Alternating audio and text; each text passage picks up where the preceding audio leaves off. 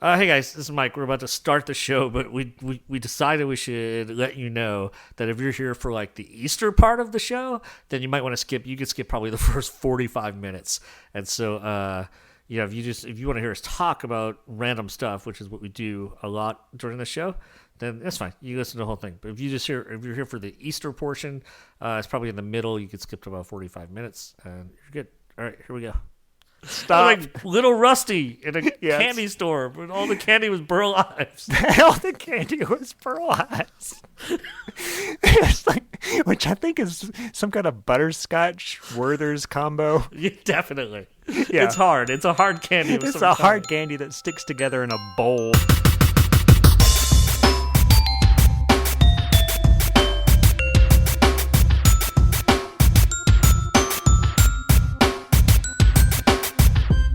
Welcome to Snow and Southtown, the April 2020 quarantine edition of Snow and Southtown. My name's Mike. With me is Rusty.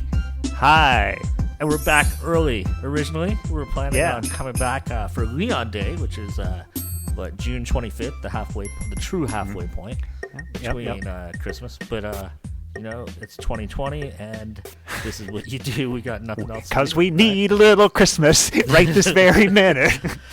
So let me just go ahead and say we do have a new podcast feed. We talked, if you listen to season 1, which wrapped up at the end of 2019, we talked about we're going to be changing feeds. So we've done that. If you're on iTunes, if you're on Google, Stitcher, whatever, they've all switched over.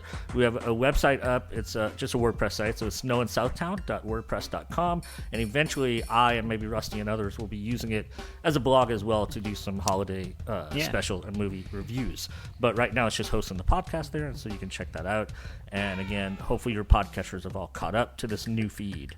So yeah, new website, all of that stuff. Oh, leave us an iTunes review. That really will help. Eventually, at some point this year, I'm going to have some stickers made for Snow and Southtown, and we'll send out free stickers to everybody who leaves iTunes reviews.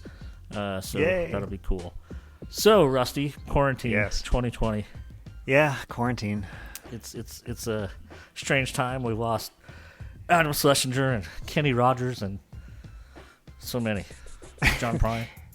Yeah, not Kenny or John Prine to the coronavirus, I guess, but right, I guess. Well, I think John Prine not. Oh, maybe he was. I don't know. Okay, well, but still, I feel like a fool now. It's a strange year. It is a strange year. We're only beginning of April here. On the 12th, I will hit my month mark for the day that I locked myself in. And so you guys had enough food and everything? Well, no, I've been out. We've done like pickups, right? Okay, and so I did go into a grocery store to pick up things that couldn't be grabbed. I've been picked up twice and then got the rest twice. So yeah, I've been in a building around people twice. Gotcha. Yeah, the 12th for us too. That's when we got sent home from school. Yeah. On the 12th. Yep. So yeah, it's been so today, for the first time, we went and I picked up Mexican food at a restaurant. They were out in the parking lot doing it. You call it in. Yeah. And it was like we just decided to do it. And I went around the house. I told my kids, I was like, guys, there's this thing called a restaurant, and they cook your food for you. Like they're so sick of it. We don't eat out a lot. But I don't think, I was thinking about it, I don't think I've ever gone a month without eating out something. Or do you guys eat out? We don't a lot as a family because there's like 2 places that my daughter can even eat because she has like 12 allergies. Right. But I go by myself a lot for like lunch, like after work or something, and I have a handful of little restaurants I go to. So it's weird, right? I lost 7 pounds. Oh God, I haven't yet. I wish. I've been hearing about the the Corona 15 or whatever, right. But yeah, I lost like 7 pounds. I was pretty good. I was exercising at first. I had the whole sleep thing. I was going to get into in a minute, but so I'm getting there. I haven't gained weight, but I haven't lost any. So yeah. Well, that's good. You take what you can get. Put on the 15. I was on this exercise thing, and then I started. I don't know how you are, but I started feeling like I might be getting something. Okay. I started cutting the grass, and so I kind of felt sore the next day. Okay. But I was like, my bones hurt. I'm sniffling a little bit, just because of the grass all flying in my face and stuff. So then I kind of shut it down for like a few days, and then I come back to it. So yeah, luckily I haven't had any scares. I've felt perfectly healthy the whole time. You've had no scares? No scares of like, am I sick? Yeah. Yeah. So. My mom thought she had it for like a week.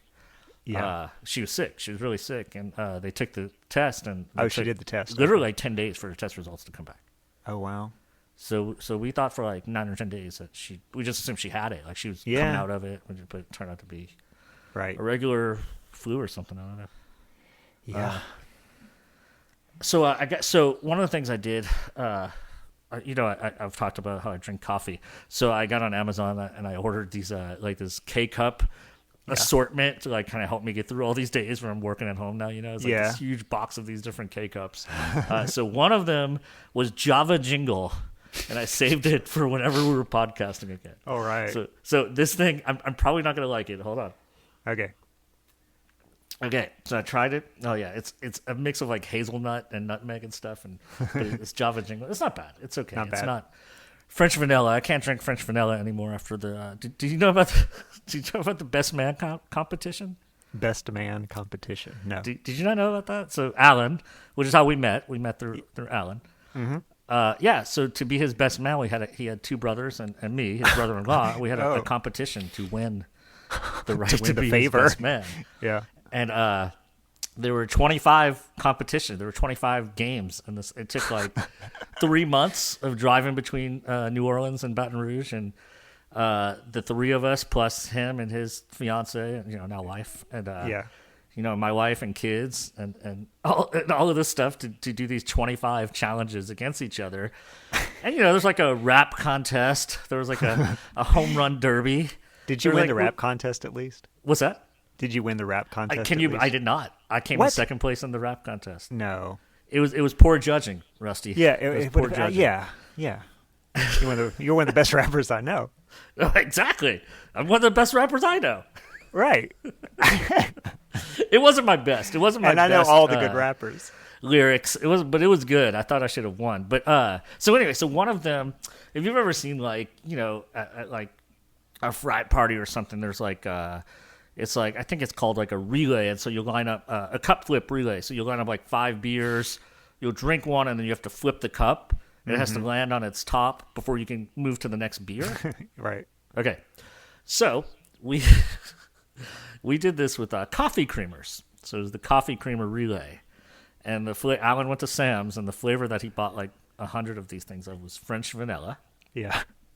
Luckily, you had to win 3 rounds, okay? Luckily, I won the first 3 rounds, so I only had to drink 15 of these things.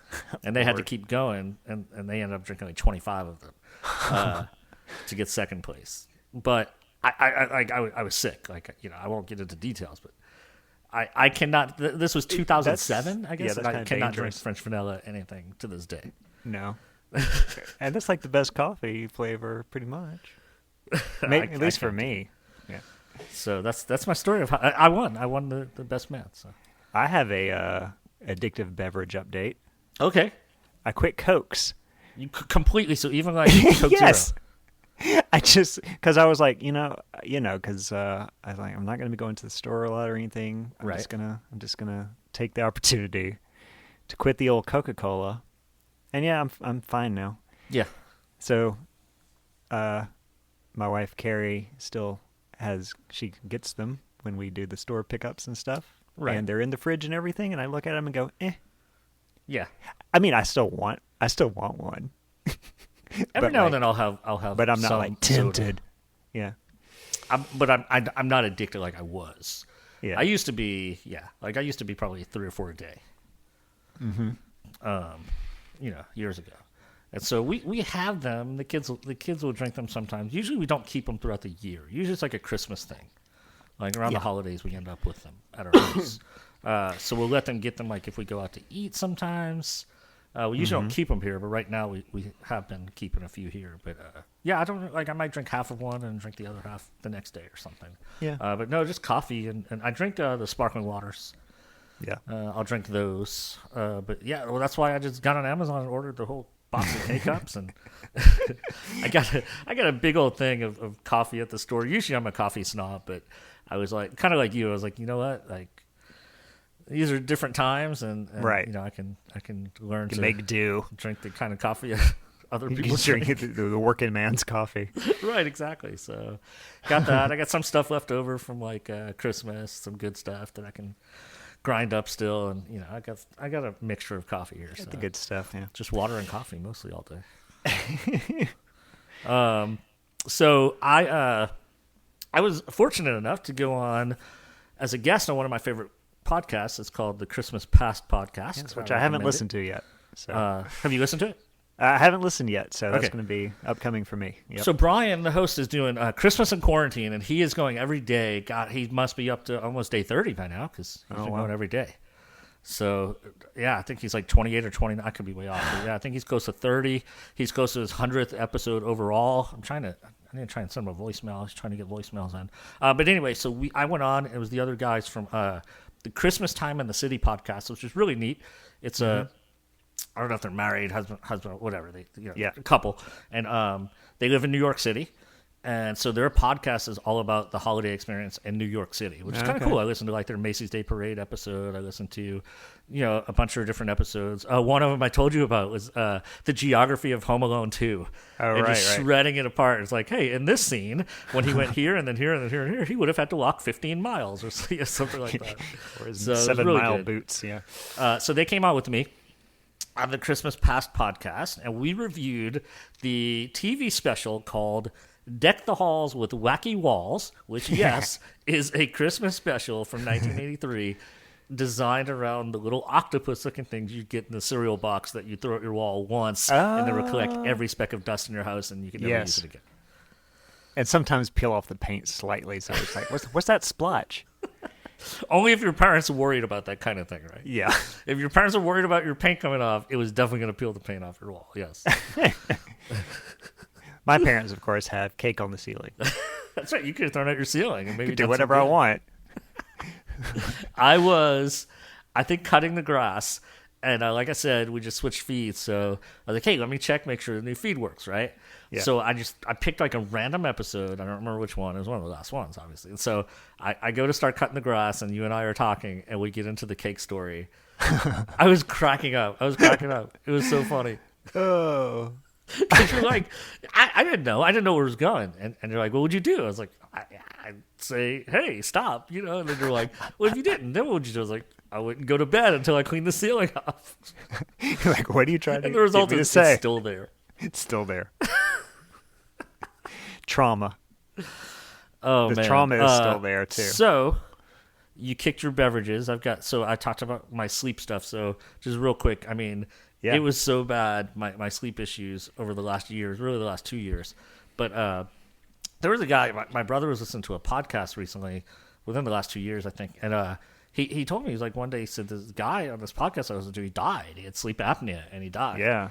And I was like, man, I should, like, get checked out. I started to get kind of scared, kind of put it off. And then by the summer of last year, I was just really bad. Like, I was falling asleep standing up. Mm-hmm. I was to the point where if I was driving at night, I probably could have fallen asleep. I don't drive at night because of my eyes usually.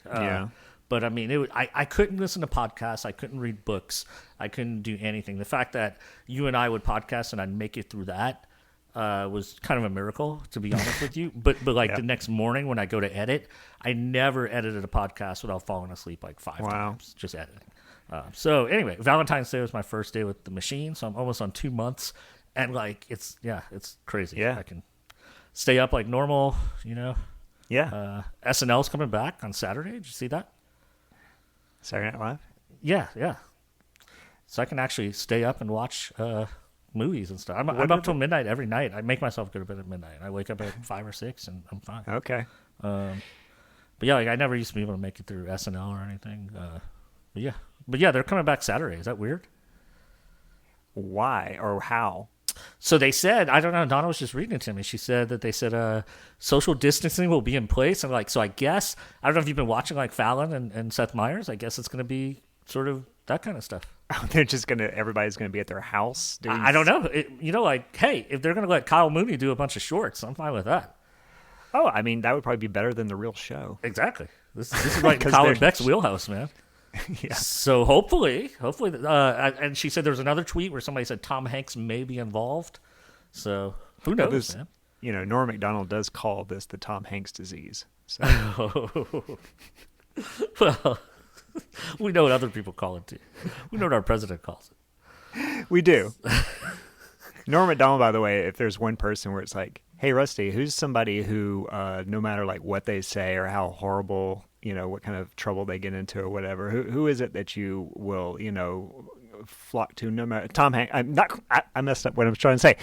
Well, I said Tom Hanks. Norm Macdonald. So no matter what he does or says, you will think he's funny. I can't quit Norm Macdonald. Gotcha. Okay. I know he said horrible things. Like, you know, usually if somebody's like, oh, he shouldn't have said that. They shouldn't have done that. I can drop him pretty quickly if I need to. But Norm Macdonald, he's going to have to go full Cosby on me or something to for that time.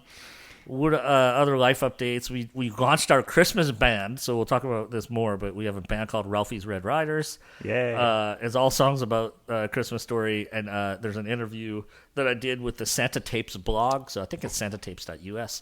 But so you go check that out. I talk about snow in Southtown and Christmas music and all that. What about you? Any other life stuff? Oh man! So I know you're making movies with your daughter. Yeah.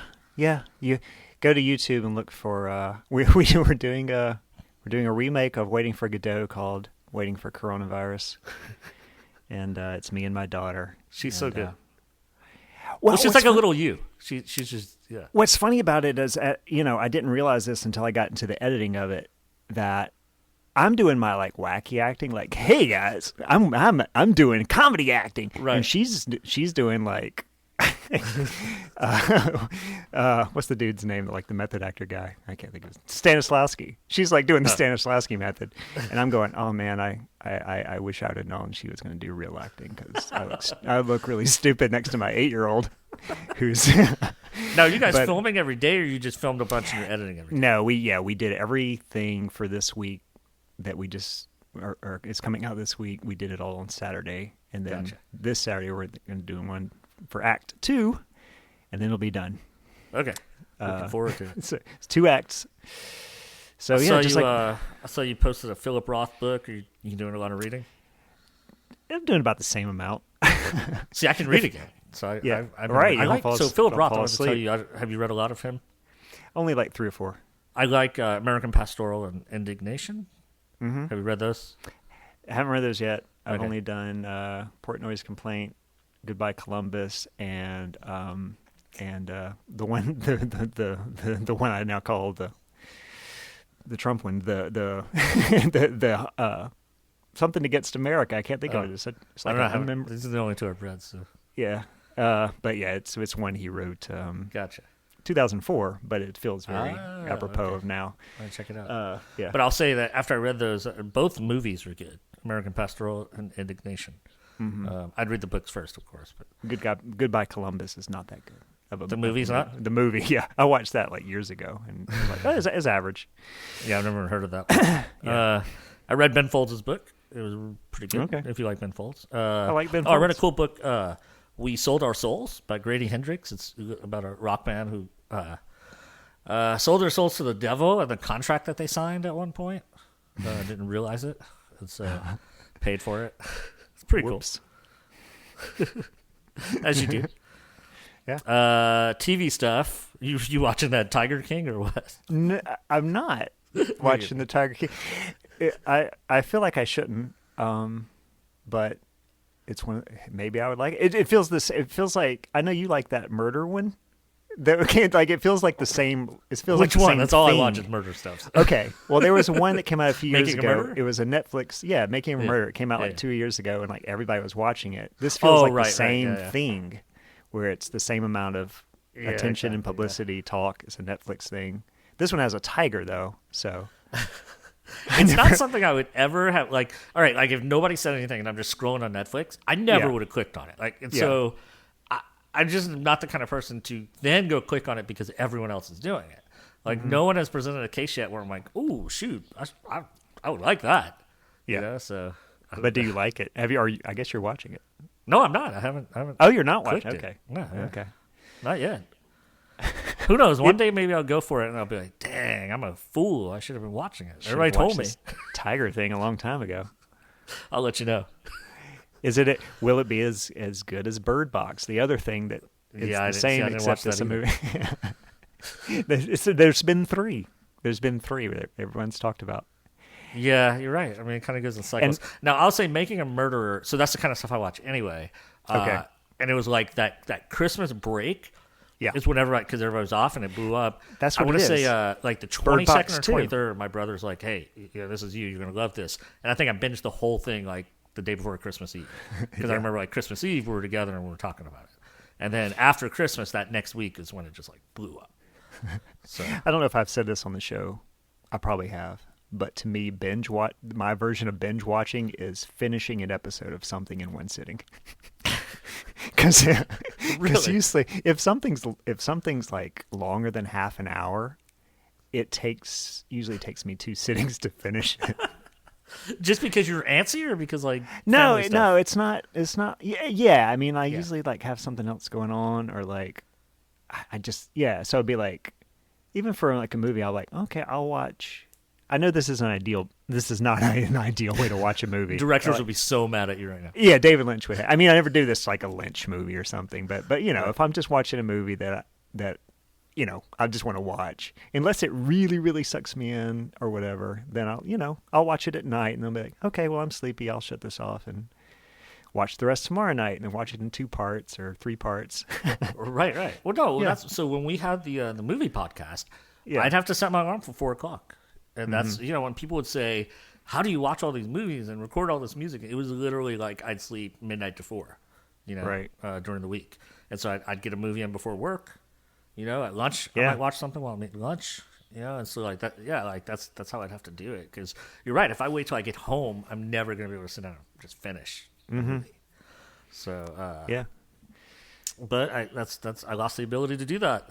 Now I can do it again. But now you can do it. Yeah. So when like when we'd watch Lost and stuff back when Lost was first out and we'd watch it on DVD. Yeah. Carrie would always want to watch, like, she would have watched 3 or 4 a night, and like I would want to watch 1 a night, and sometimes I'd go 2 if she were lucky, and then she'd like, let's watch another one. No. Oh, that must have killed her. It did, and like, but like for me, I like stretching things out. Stretch it out, right. In general. Like I don't want to like have something over that I like. I know. Look, Ozark came out, and I was waiting for Ozark, and I knew it was releasing on my birthday, and so before quarantine, I was ready, and opening day. Baseball was the day before, and Ozark was coming out the next day, right? And the Cubs were off. The Cubs were playing opening day, and then I could watch 10 hours of Ozark the next day. So it comes out. There's no baseball. This thing comes out. My brother watches it all like the first day. 10 hours I in a spread day. it out. He did. He spent 10 hours. I spread it out over like 3 or 4 days, and then when it was over, I was still. See, 3 or 4 days. Finishing something in 3 or 4 days sounds like a marathon nightmare to me. I can't 10 hours of anything in one. I can't do. I can't do 2 hours of anything in one day. 10 hours. What are you doing all day? You must be going crazy because, like, right now I'm like 10 hours. Ooh, that'll kill half a day for me. Like, no, I can't. I guess I like variety. So, like, after 30 minutes, like, what next? This is how I am. So 2 days ago, I guess I'm losing track of days. 2 days ago, we did the film trailer for Christmas in Quarantine, my daughter and I, the Folgers commercial, basically. Yesterday, I went and cut the grass again. I cut the grass 3 times, like, in a week. Yeah. Because it makes me exercise, and because I can actually get it short, because it had been so long that I didn't cut it super short. So yeah. And so today I'm like, okay, I made a film trailer. I cut the grass. What to do today? Like I'm kind of running out of like projects. I don't know. Yeah. What are you doing? What are you doing? I'm more busy than ever because I'm working full time for one. Yeah, me too. So like, I mean, because my work hasn't changed because I'm just doing everything online. So if anything, I'm having to do more stuff. Right. For that, and then I'm having to make sure my daughter does her Their Jetsons school, where everything's teachers on a screen, and like she did a music lesson today with her music teacher, and it's like I had to download piano stuff and like set up. And so I'm having to be technology boy. Always coming in there like move.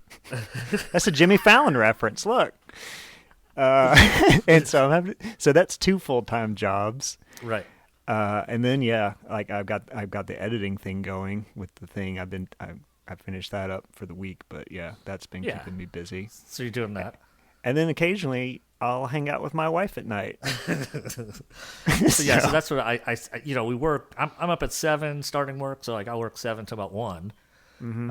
And then like about 10, usually I'll do a couple hours for like planning or grading or whatever, from like 10 to 12.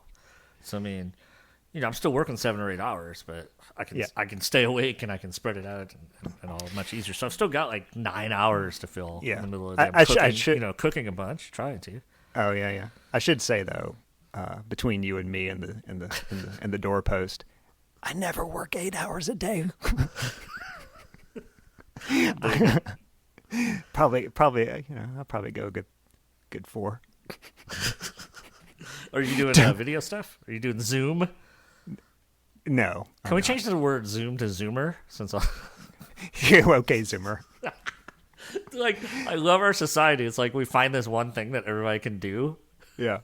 And that's it. This is what we're doing now. All right, Zoom. So I told the kids, it's like, you're going to get back to school, and your teachers are just by default going to go, okay, now everybody pull up Zoom. Everybody's just going to sit on log laptops into the chat at their desk. Yes. They love it. Is everyone else in the world like me, having like flashbacks to the 90s or early 2000s or whenever it was with that Zoom commercial? Zoom. Because I sing it every time and I hate it. I think that's our next film trailer, is Zoomer. Okay, Zoomer. Call it Okay, Zoomer. Okay, Zoomer. Hey, you should put a warning at the beginning of this podcast that if anybody wants to skip to X time to listen to the Easter stuff, they can. Because we're going to talk for quite a while about Corona talk. We got nothing else to do. No. Well, except everything. What else? So I've been watching some Bad Boys because they put on a new Bad Boys, and so I'm watching Bad Boys, right? And I'm like, oh man, this is awesome. They waited 20 something years to make a sequel, but then I found out there was a 2003 Bad Boys that I didn't know about. Yeah, and that was like mind blowing. So it's like, imagine you like this band and you listen to this band and you find out there was like this album that you missed. It's like when people find out that the Rentals made like some really good albums. That's true, right? Exactly. What? And so I've been living in the Bad Boys world the last couple of days. Did I tell you I started Cheers run? You start watching Cheers again? I mean, I watched it like with my mom when I was a kid. I knew it was good, but I never watched the whole thing.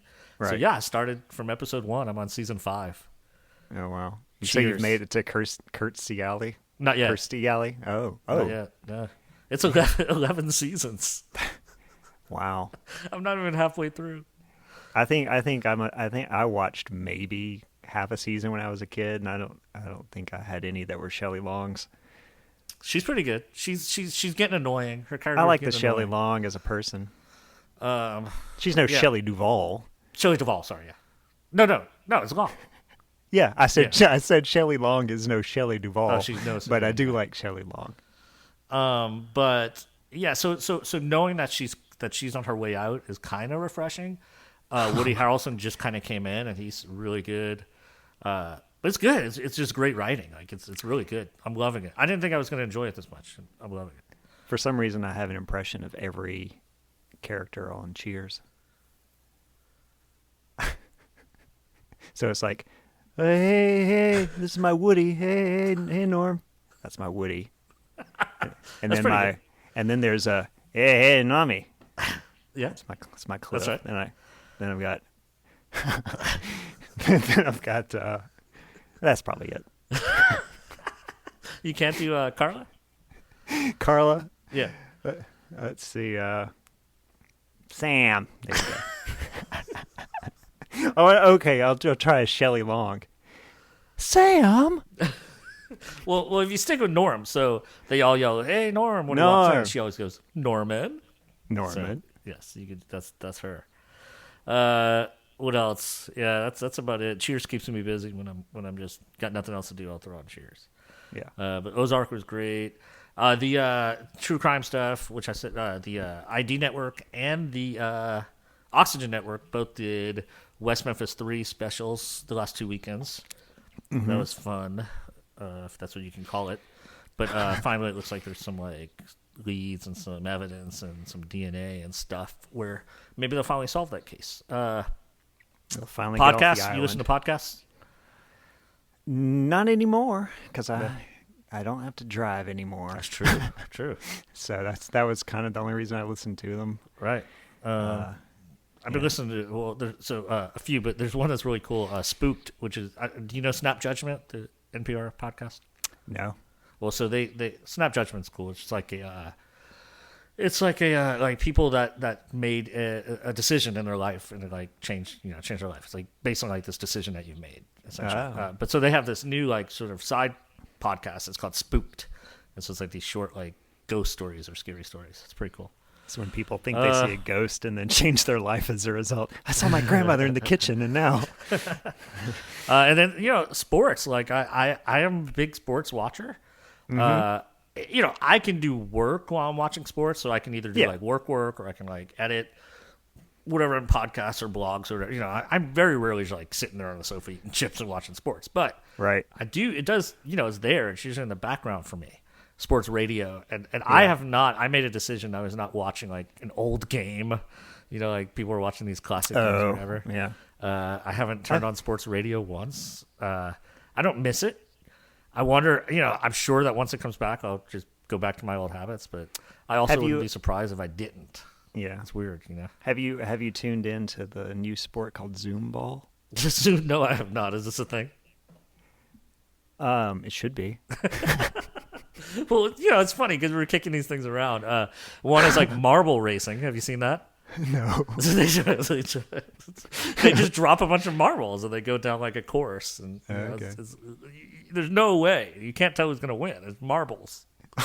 but there'll be commentary. The Blues taking the lead. Oh, I know one thing I've done in the age of coronavirus is played online board games. Have you played them? Yeah.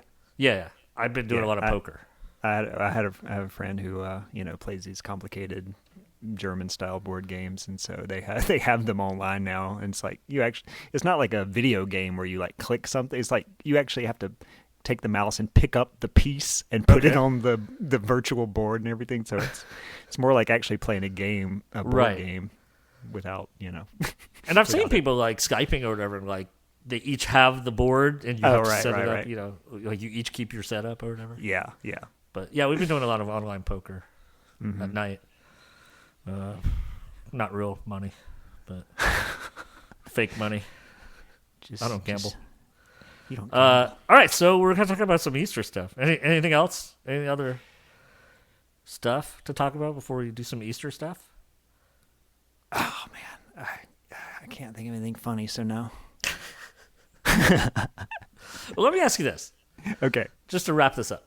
Okay. Do you, let's see, do you feel like, first of all, it's a double question. Do you feel like you are in some way taking advantage of this sort of opportunity we've been given to not have the hustle and the bustle? I guess. The hustle and the bustle. The hustle and the bustle. So do you feel like that you're taking advantage of it? Like, is that in your consciousness? It is. Okay. Well, me too. And it feels like a funny thing to say. Sure. To take, to like, because one thing I don't want to say is that I'm looking on the bright side or finding a silver lining, because I'm not doing that. I'm not interested. But yeah, I mean, I guess making the best of it is a better phrase. Right. Well, so I guess my second question is: Do you think people should? Do you think everyone should, or is it sort of like on an individual basis? Individual. Like, would you suggest to others that you find something to do, that you find a new project, a new thing to do, not to kill time, but like because you may never, like this might be a chance that you have to be home and like do something. It's probably individual because Right. I know some people that would just be pressure for them, and it wouldn't be relaxing or it wouldn't be productive. It would just feel like some horrible thing. Sure. So if everybody wants to watch Tiger King and that's their thing, Right. and that's that's cool. Yeah. Only thing I care about is that they don't go out and murder people by spreading their potential germs around. Directly or indirectly.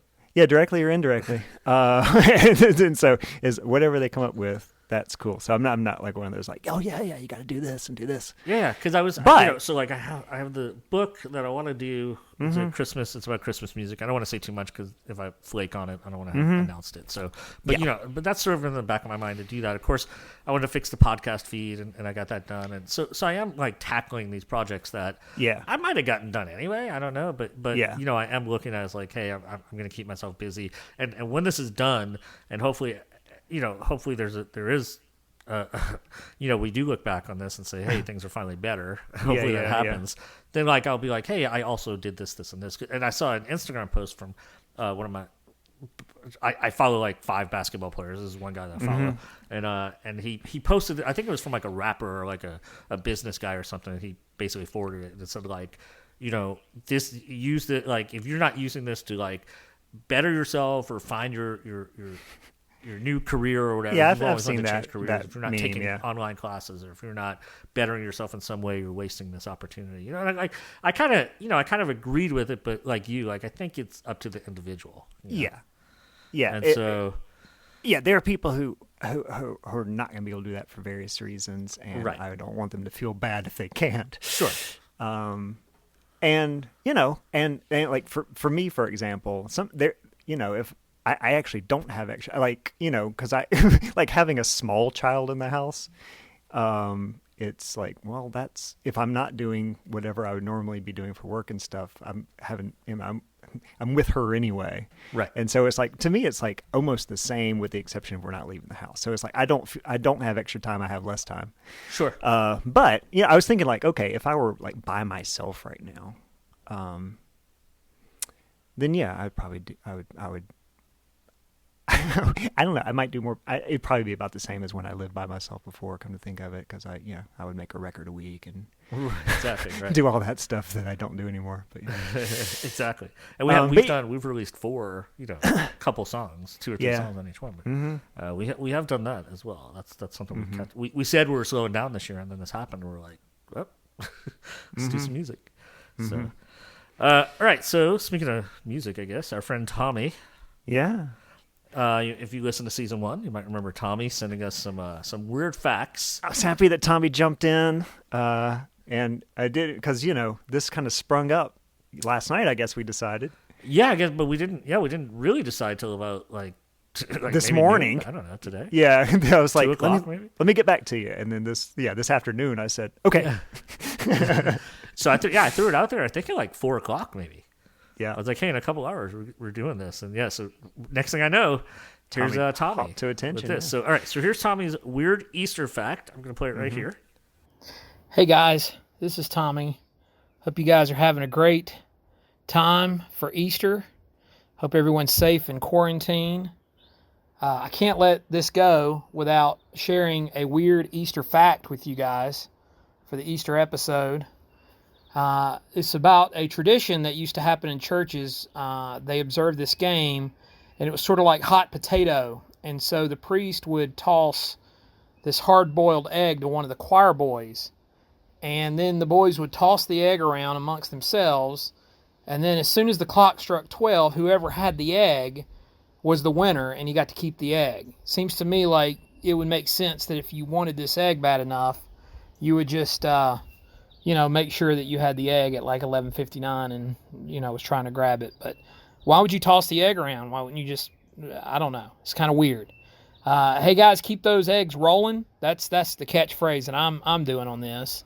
Stay safe, stay well, and see you guys soon. Bye. So, all right.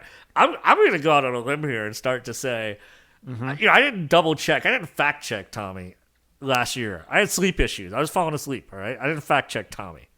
I'm questioning The choir boy hot potato boiled egg story. What about you? I'm thinking that he is probably missing a rule or two. I think it probably is true, and I haven't fact checked it either. But I think there may be a rule that helps with his question about why don't you just wait? Because it's like in hot potato, in the real hot potato. I'm sure there's a rule. Right. I'm sure you can't hold it at 11:58 and just run. Yeah. All sports have rules to stop that kind of stuff. That's right. It's like, that football thing where they have that little countdown thing where you can't do the thing. If you don't do a thing before the timer thing, then I'm pretending like I don't know anything about football. No, you know it. Yeah, you know. You see, I do know. Yeah, I know it. So yeah, they have the same thing for hot potato, for professional hot potato. There's a shot clock in hot potato. Yeah, for professional hot potato, it's just like the countdown timer in football. Exactly, the play clock. Exactly, the play clock. Yeah. I don't think it's even real. I think what's another of your friends? Nobi, or is he a mutual friend? Yep.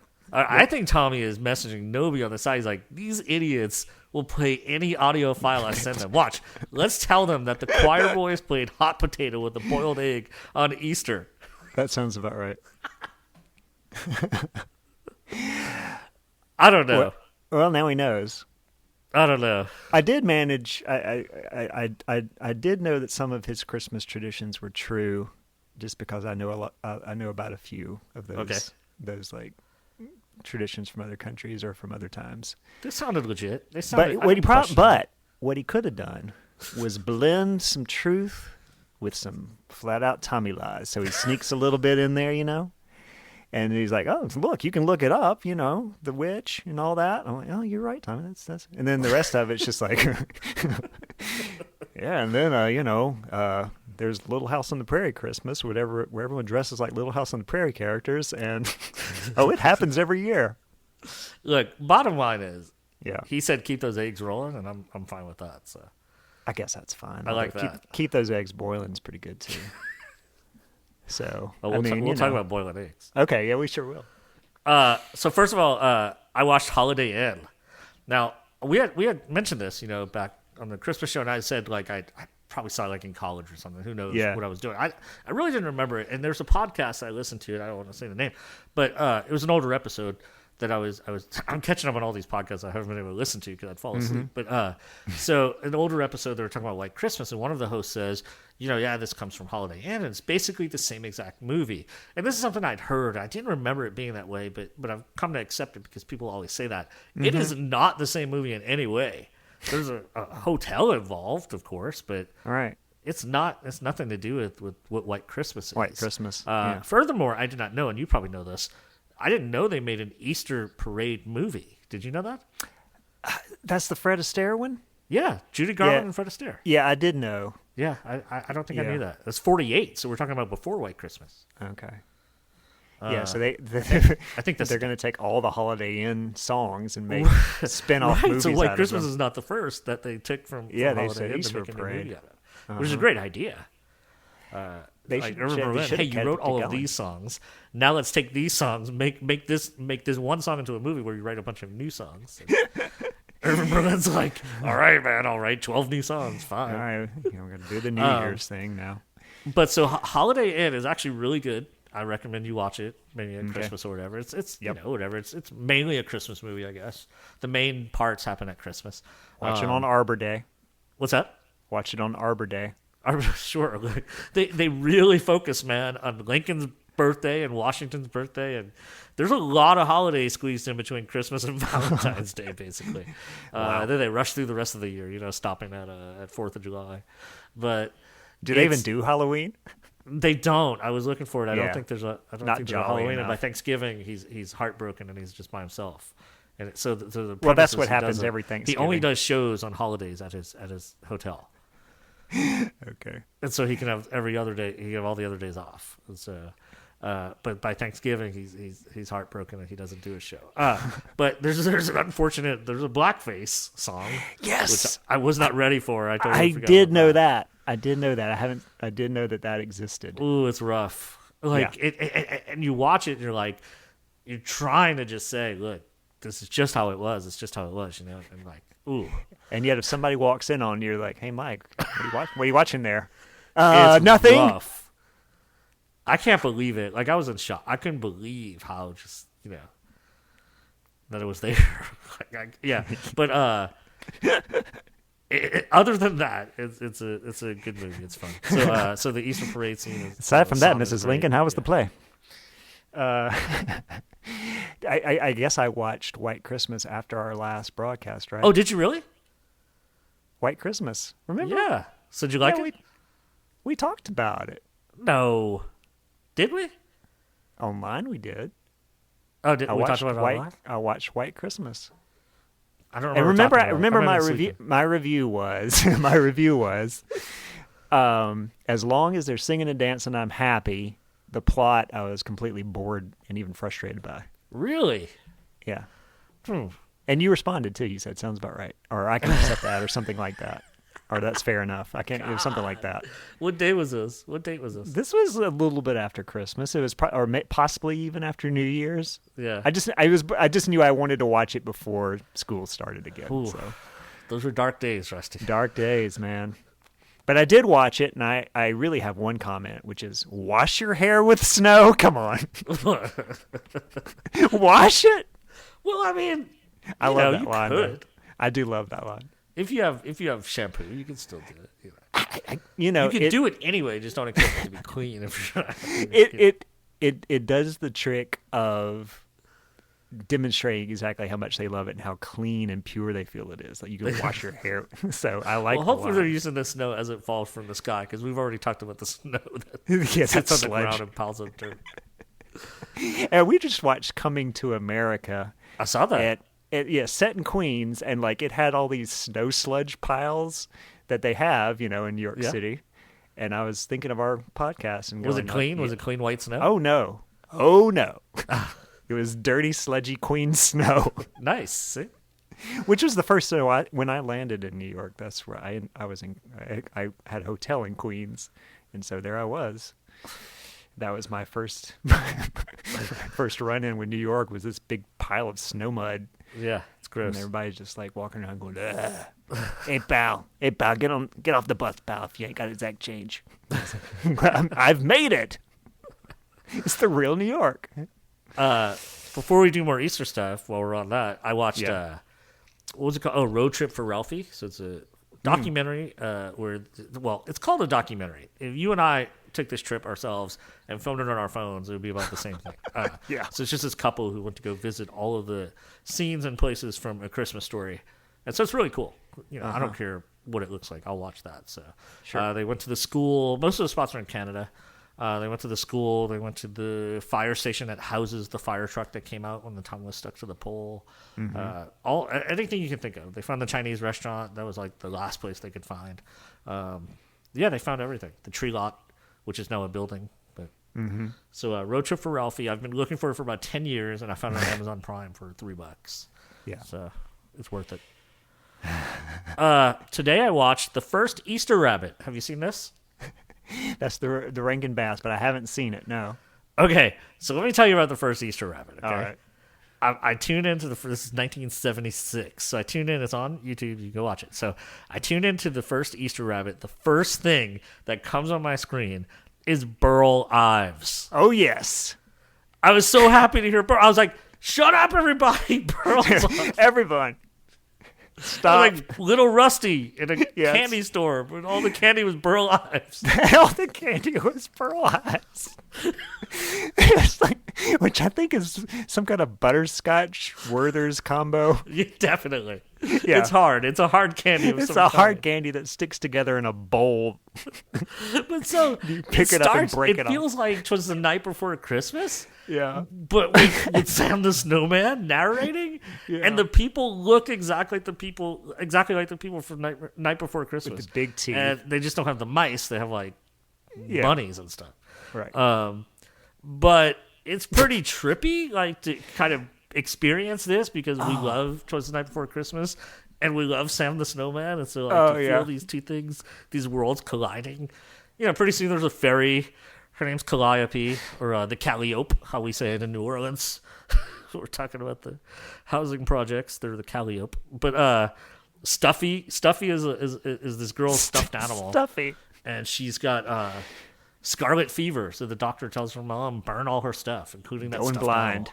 Yeah. And so the mom can't burn it, so I think she throws it out or something. And Santa Claus comes, and Santa looks like the Santa from Was the Night Before Christmas. I swear, the same universe. There's mice in a clock somewhere. The mice reindeer. Yeah, and Santa brings him to life, I think. So he becomes the Easter Bunny, and Santa's like, "Hey man, you're gonna do all this. You're gonna deliver this stuff, and you'll be like me." And there's an evil, winter guy named Zero, and he's got a sidekick, his Fat Snowball, and the Snowball's name is Bruce, but not Bruce. It's Bruce, like Burr, like you're cold. And I'm not making any of this up. That's so stupidly beautiful. It's wonderful.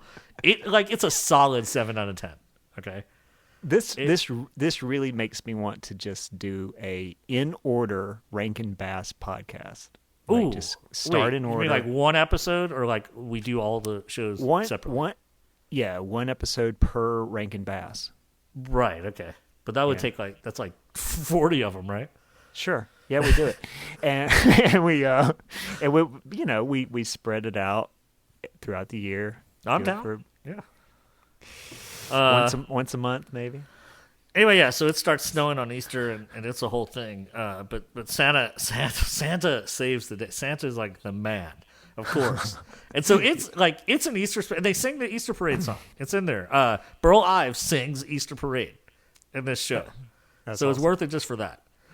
To hear Burl sing Irving Berlin. But yeah, so check it out. I would go watch it this weekend. Yeah, before Easter. I'll probably watch it this weekend. So, but that's not what we're here to talk about. We're here to talk about Charlie Brown. Charlie Brown, which is probably the only thing I watch almost every year. Charlie Brown is the Easter Beagle. Charlie Brown. Me too. But now I will add this Rankin Bass one to it. If there's something else I do watch, I don't do this every year, but I do always get the urge to watch Jesus Christ Superstar, or at least listen to it. The last one I watched of that was when they did the live one. Did you watch that? Yeah. Wait, I hadn't seen it. Was that? Yeah, the John Legend one. Yeah. That's it. Yeah, I didn't get around to seeing it, but yeah, that's my favorite musical of all time.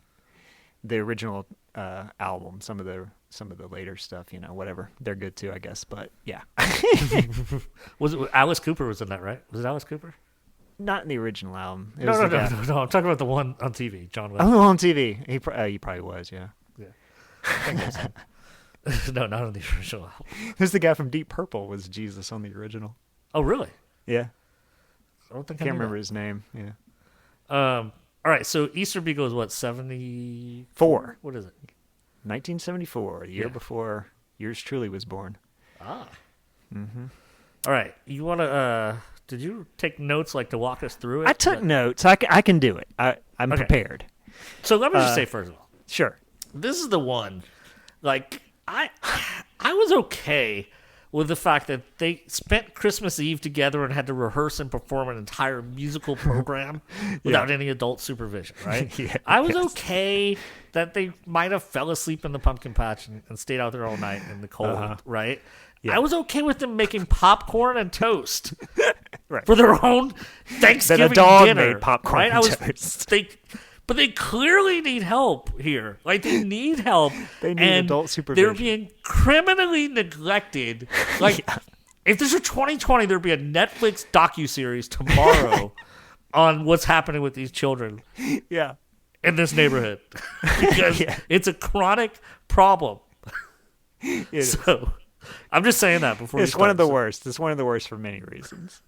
Sally's a special. Sally's special. Okay, Sally. You could walk up to Sally and say, "Sally, the sun fell out of the sky," and she'd go, "Oh, really?" Sally's not none of them are really smart outside of maybe Linus. Only Sally's if you're really the sweet special. baboo, though. Her sweet baboo, would she believe you? It's All love. Right, love is blind. She man. needs parents. She needs parents. She needs someone saying, just because Linus says it doesn't mean it's true. All right. And in fact, especially when Linus says it. Okay.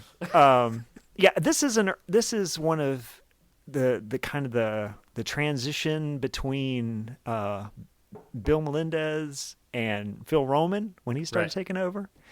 So yeah, if it feels a little different from some of those early ones, that's why. But it's pretty close to the same feel as like a Charlie Brown Christmas. But yeah, I think this is his third one. I think he co-directed the Thanksgiving one with Bill Melendez. Yeah, because that's like 73, right? So it's like something right like around that. this. And then he did one that I've never seen called It's a Mystery Charlie Brown, and then this one. Vince Guaraldi's still doing the music, but I think he would die in a year or two. Gotcha. Okay. So yes, this is the one where Marcy is stupid.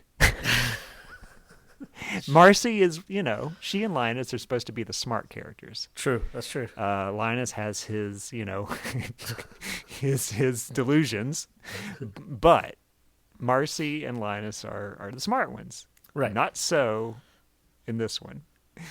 So yeah, it starts off where she's carrying a sack of eggs. A sack of what should be cracked eggs to Peppermint Patty. Right. And yeah, so the running joke of this one is that Marcy doesn't know how to boil eggs properly for... And look, and like you said, she's usually smart, but Peppermint Patty is an awful friend. Like if you came to me and you're like, Mike, I don't know how to do this thing, I'm not just gonna leave you 3 times to fail on your own. Well, what's she doing? How long does it take her to mix the stuff? She's like, why can't she oversee the egg boiling? I think they should switch jobs. Right, eventually, right? It would be easier to put one of those. $2. You went to Macy's to get the eggs. Your last $2, your last dozen eggs. Don't you then take charge of the egg boiling? Yeah, I think so. There's a lot of suspension of disbelief required for this, more than usual. Like you said, we're already talking about a walking dog who dances, so we're fine. We're willing to. Stupid Sally, special Sally, just dancing around with the dog, trying on hats and tossing them on the ground for this poor store clerk to come pick up. Yeah, this no parents in sight. This one is trippy. All those things. I want to ask you though. Do they still do the Easter dye with those dumb little pellets? Yeah, we bought one the other day that actually they has still the do pellets that. in That's it, awesome. Yeah. My daughter's allergic to eggs, so. So y'all don't do them at all? Or do you do? Well, I found these things last year that are they're fake eggs. Yeah. And they look just like eggs. If you saw a picture of them, you'd think they were eggs, and you can dye them like eggs. And so we can do the whole dyeing thing. Perfect. Yeah. So we do plastic eggs and put candy in it. Sure. But yeah, she can't eat an egg, so we don't do real eggs. And I haven't had an egg or a peanut in years, except for peanuts. That's gonna be the funniest joke I ever tell in my life. Yeah. Okay, so we get the egg runner. So I don't know. We could talk. This is one where it's just a series of running jokes. Yeah, you're right. So rather than walking through the whole thing in order, I guess we could just talk about each running joke as we want to. Yeah, you're right. No, yeah, it really right. There's not like a story tying it all together. Yeah, right. So it's fried eggs and then waffle she fries them on the griddle. That griddle is really cool in the middle of the burners on her stove. I wish I had one of those. Yeah. She's got the fried eggs. She puts them in a waffle iron. Then a toaster. 2020, man. That's called a brunch hack. Oh yeah, that'd be the shells are in it though. Toaster eggs, and then she sticks them in the actual oven, I guess, to bake. Yeah, like the whole carton, I guess. What would happen? I wondered when the final thing she does is she cracks them and puts them in boiling water. What would that actually do? It would just, like she said, it just make a soup. It'll boil in them as eggs. Can you eat eggs that way? What's that? I know that she does it as a joke, but could you actually cook it that way? Yeah. So one of the things I make, I don't know how you say it, shakshuka, I guess. Okay. Have you heard of this? So it's like the way, you can make it tons of different ways. But so the way I make it basically is just it's kind of like a salsa. Like I'll use canned tomatoes for it. Yeah. But then I'll cut up like a bunch of onions and peppers and stuff. And then you drop eggs on top of it. So like for my family, I'll do like 10 eggs, And You just drop eggs on top, and it'll boil in the stuff, Okay. like this tomato cheese sauce. And so a lot of people eat them where it's just like sort of like a sunny side up egg, where it's mostly soft. Mm-hmm. But I don't like my eggs like that, so I let it boil longer until it's basically like a fried egg, but the yellow is hard. So yeah, you could boil it in there, crack it and boil it. Yeah, I just saw that and said, "Well, that looks like it would work." I mean, you can't paint it, right? That was the could whole you? yeah, but that's you why could she eat said it. it smells like egg soup. 'Cause Yeah, that's what egg she soup. did, Yeah, I was like, is that a thing? So yeah, when we go at the Chinese restaurant, we get the egg drop soup. It's basically that, I would guess. All right, awesome. So you have all that New Orleans cooking magic that's built into your genes. So Yeah. okay. The next series of jokes is the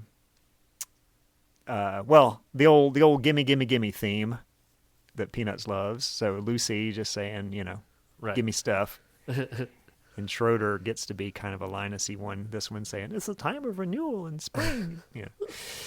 So there's that. Not a lot of jokes there, but they throw in those old... I mean, a lot of this is like rehashing purposefully, but rehashing like the Christmas one and stuff like that. And of course the Halloween one where it's the Easter Beagle instead of the Great Pumpkin. Oh, yeah. It's definitely just a sequel of that. Yeah, so it's, it's a meta commentary on their old things. And we get Peanuts is kind of like exists at a time in a weird way, but this one there's an order to events because clearly the Great Pumpkin event happened already because they make reference to it. They say it, right. I listened to you last time, right. I listened to you last time. Although, even in the Great Pumpkin, it was you do this every year. So, it's hard to say how time works with Peanuts. You just imagine it's just this endless cycle of years.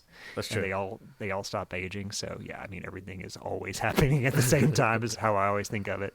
So, it's like The Simpsons, I guess. Sort of. Right. Except even more abstract. Woodstock wants a house. He somehow blames Snoopy for it. Well, Snoopy does wreck it later, so... Yeah. Well, I mean, he blames Snoopy for having a nest. Because at the beginning, he's mad at Snoopy. He goes he dumps the water out or something. Dumps the water on him. Yeah. And, I guess it's like, you get a house and I'm stuck in this nest, right? Yeah. I don't know if I'm just wired this way, but when you saw the nest on top of Snoopy's head, did you think this is a Jesus illusion? Ooh. It looks like a crown. It looks like a crown of thorns to me. You never know.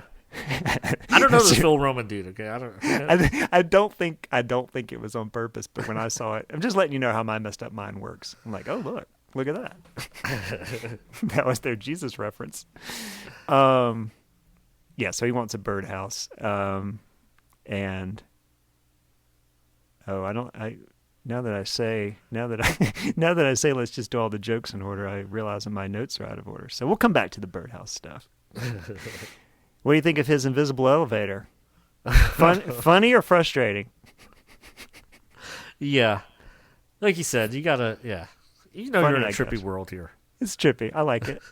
The music is a bit funkier. I like the music. Yeah, that's all right. 1974 now, so. Yeah, I like the music.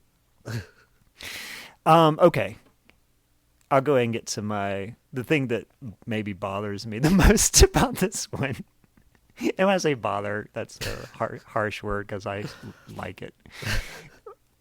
Linus saying it's a waste of time.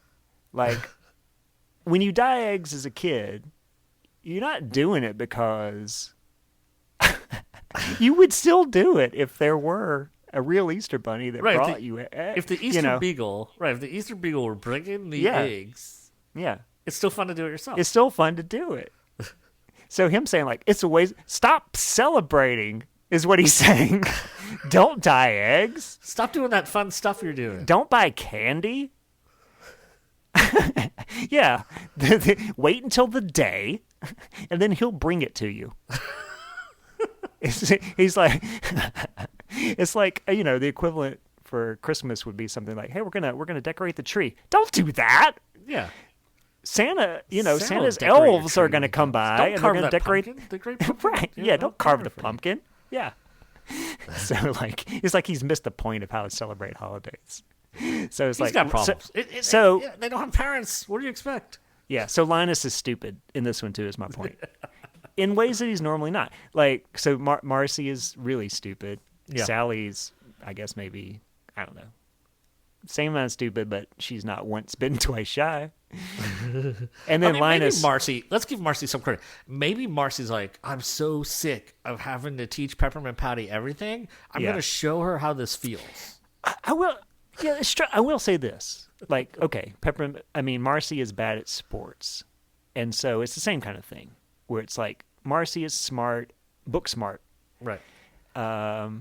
She'll make straight A's. But when it comes to doing practical things like throwing a football or boiling an egg, then sure. So I guess it's within Marcy's character. Yeah. But I don't know. Seems pretty dumb. I was trying to think if any of that appeared in the comics because I've read them all, but I can't remember. Yeah, so I was wondering. Yeah, I don't remember that plot. There's some stuff you could tell was like right out of the comics. Yeah. But yeah, I didn't remember this. I've only read them through once, completely. But I mean, I could see it working. I could see it being a week, story. Yeah, I could see her eating an egg, like Monday through Friday of Easter, crunching into an egg. Yeah. Every day she messes it up in a different way or whatever. So. Yeah. Right. I can see it. Yeah. So yeah. Okay. So let's talk about Macy's. It starts on the outside. It says it's a discount store. Oh, so like we're thinking like Dollar General or something at first. It's got some escalators, man. But I counted at least 5 stories. Jeez. Yeah, because they're on the elevator. They're on the floor where an escalator goes down and up. So that's 3. Then when they go up it, there's another one that goes up. I mean, it can only be a mall. I mean, like... Yeah, it looks like a mall. You kind of envisioned where you grew up, and same for me, sort of like where Charlie Brown lived, right? So yeah. And there was nowhere near my neighborhood was anything... Our tallest building in our whole city, like when Katrina happened, there was a bank. I think there was 3 stories. Yeah. Where some people literally had to get to that bank who lived in that area.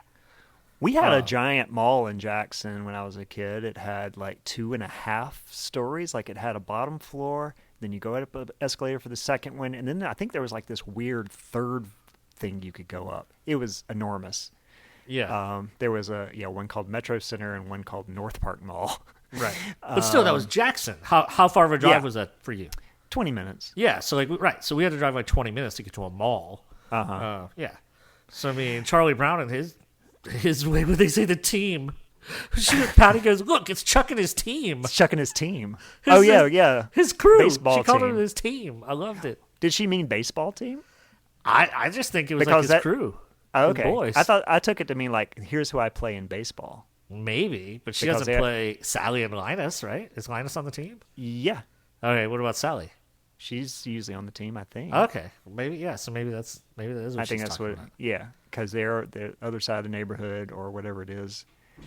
They're at a different school. Right. I just thought she meant like his crew, his squad. His squad. 2020, his squad. The first time I heard the word squad, by the way, was when one of my friend's kids was wearing a Snoopy shirt, had them all on there, and it said squad. There you go. And I was like, can I join the squad? And then next thing I know, I learned, it's like a Taylor Swift thing and everything else. Hey, I said the word Taylor Swift for the first time in this podcast. First time in this episode. Right? Yeah, so it's a 5-story discount store that sells eggs with escalators, and it sells sugar eggs. Easter hats, Christmas, a lot of Christmas Easter stuff. hats, a lot of Christmas stuff. This was an early Christmas creep joke. Right. Seems good, early. dude. I don't know when in the comics I do remember he was always doing the Christmas creep joke. As far back as the 70s. So I guess it's always been around. I guess it got worse as the years went on. And the exaggeration here is that it's in April. Are there stores now besides like, hobby stores that would have anything Christmas out yet? Probably not. No, I mean, maybe, yeah. So the hobby stores, even the hobby stores, I mean, it's going to be summer.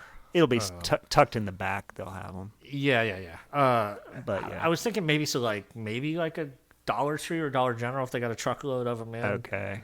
and shoved it somewhere, but I don't even think they would, because I think they try to keep it seasonal too. So the joke still works even today. Like, it's not the same as the "We Need a Little Christmas" song, where in that song, what they say is, "But Auntie Mamie," where they say something like, "It's only 2 weeks after Thanksgiving," or something like that, right? Something like that, yeah. Or like, come on. So, like, come on. So, like, this is unreasonable. That only 2 weeks after Thanksgiving, we're celebrating Christmas. So, yeah, that gives an idea of when people used to celebrate Christmas. But yeah. Yeah, so it's Dillard's or Macy's, man. It's or just a mall, but it's all one store, so. Oh, and the music's good here, too, because they do, like, a kind of a subtle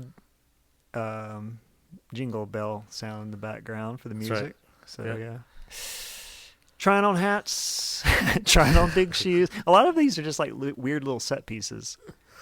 Like the looking in the little sugar eggs and seeing the scene of the bunnies, and then having the trippy dancing with them scene. Yep. Which I like. So, okay. I guess we're back to, so the next thing I want to say about the Woodstock house, around this time is when Woodstock gets his 1970s singles pad. It is a hot pad. It's awesome. But here's my thing. I wonder if it's all their imagination, because when it shatters, none of that stuff is there. Well, everything Snoopy is imagination, so it's right. Red So, yes. I mean, what's funny is how they play it up as if it's real, though. Oh yeah, because he can get angry about him breaking his imaginary stuff. Right. I mean, he gets angry about him breaking his birdhouse that's real, I guess. I guess the dog really bought a birdhouse. he had some money. Should have given some money for eggs. The furniture is imaginary. My daughter Alana was saying, "Where's he even get money from?" Yeah, like the kids they don't have parents around. Maybe their parents are like alcoholics and they sleep all day, and then they could just go raid their wallets for money. Yeah, it's possible. But they're having these huge bashes at night and partying all night and sleeping. One of these days, we're gonna shoot the Peanuts Parents movie where we see what they do. Have you ever seen the Funny or Die Blockhead's Revenge? I may have, but I can't it's good. It's on YouTube. It's like 3 minutes. It's like a trailer. I think it's called Blockhead or Blockhead's Revenge, and it's a lot. It's adults dressed as the Charlie Brown characters, and and it's just like a lot of the lines from the Halloween and Christmas special, but this dark, sinister mood, and he's a slasher. He's like and like they all go like, I got candy, I got he's like, I got a rock, and then he holds up the rock and it's bloody. And, that sounds familiar. So it's not the parent movie, but it's the alternate universe Charlie Brown slasher. The other thing that for some reason makes this trippy is like they reuse a lot of the animation. Yeah. Within the thing. So, like, there's the scene of them looking around at the Macy's outside. There's the thing. I think there's what else do they have? The escalator, right? I mean, escalator is reused. Yeah. Then of course there's that one cracking egg sequence that looks like an animated GIF. Right. With the exception of the eggs piling up in the corner, it's just like. Alana's like, can she not hear that? It's so loud. Yeah, right. Yes. Yeah, so even kids will question this. Haven't showed it to mine yet this year, but we'll probably watch it. I'll see what she says. Yeah. But I should have got to it already, but I didn't. All right, so we finally get to the actual getting close to the Easter Beagle. Lucy hides the eggs, does her Lucy stuff. She wants all the eggs. Checklist. Snoopy grabs them. Charlie Brown, by the way, has no story, but he's along for the ride, man. Yeah. For once. They give him his depression line where he's like, I know why they have holidays so people can get together and have fun. So why am I alone? They're like, don't worry, Charlie Brown, we'll give you a line. Everybody know you're still miserable. His manager said, hey, he needs something here. Look, Charlie needs something. He doesn't have to have the whole story. Come on. Yeah, we don't want to depress everyone again. Right. But we'll give him a line just so we can remind everybody that Charlie's not happy. Over my Charlie water ain't here. Happy. This is not a 1042 beer, I promise. This is water. It's just a little water. Just a little that special water. Yeah. They got a Budweiser seltzer now. All these podcasts I listen to, they advertise Budweiser seltzer. That just sounds awful. That reminds us, we're going to take a break now for mailboxes.com. No, was it stamps.com? Stamps.com. So it's always Anchor. stamps.com. If you want to make a podcast, it doesn't get any easier than Anchor. I tell you, though, in this era of the coronavirus, what I love is Blue Apron. They'll ship you a box of food. Oh, man.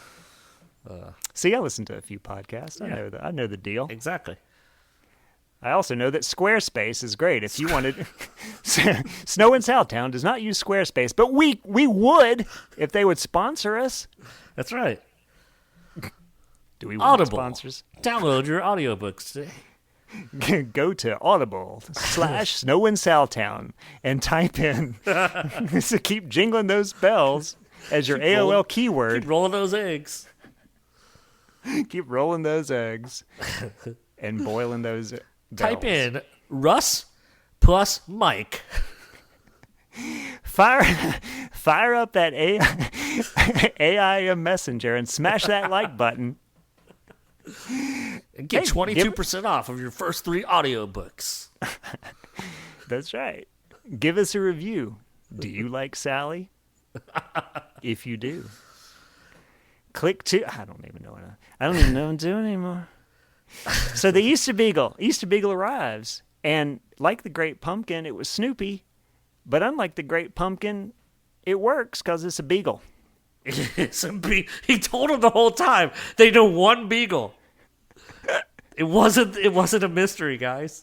And Snoopy was sitting. If you look at, once you know what's going to happen, then you watch it again. Snoopy's just sitting there all the time, like, I'm gonna play it cool, man. I gotta play it cool. Can't let anybody know that it's me. So, yeah, I got you guys. I got you. If you. I could talk, I I would totally agree with Linus. Yeah, I got it. I mean, if it's a good thing he said beagle, because if he had just said, don't worry, the great Easter egg is coming, and it would have been Snoopy passing out eggs, then Sally would have had to do her tirade again, like, I trusted you, and it's just a dumb beagle. That's right. This time it was a beagle. You think after 5 or 6 months ago, when she just got tricked and it was actually a beagle, this time he told her it was a beagle. He's like, oh, wait a second. She's like, oh, wait. Yeah. Linus was playing it safe. He's like, look, I know last time it was a beagle. This time I'm just going to say it was a beagle. I'm going to say it was a beagle, and when Snoopy shows up like he always does, I'll say, see? What are the chances that he'll do it? Pretty good. That's true. So he didn't even know. Once he waited, Linus at Easter Beagle goes, ooh, that's a good idea. Yeah, I don't think Linus actually believed it. I think he was just like playing the odds, hoping to earn some credibility. He's a liar. But they're like, dude, we can't trust this guy. He lied. He just lied. Then at Christmas, he goes up and gives a speech. They're like, he's not so bad. He quotes the Bible. He quotes the lie. Bible. No. Yeah, he gets everybody on the same page. There's some good quotes. So I already brought the what was the first? Oh, Chuck and his team. But there's a couple others that we loved growing up. So one, I think it's Permanent Patty. Somebody goes, look, it's old Snoop. Old Snoop. Yeah, I love old Snoop. We love that one. That was almost as good as the Franklin High Five in Thanksgiving. And that is a comic book thing, or a comic strip thing, where she would always think he was a real kid. Right. Look funny, yeah. That kid, yeah. She. I had a prediction for a joke that you would really like, especially. What's that? Which was the Salt in Marcy's pocket. I was like, Michael liked this one, I bet. Yeah, that's a good one. The other quote is from the beginning, where she goes, "That's called survival, baby." It's called we survival. Always thought that was funny. Mm-hmm.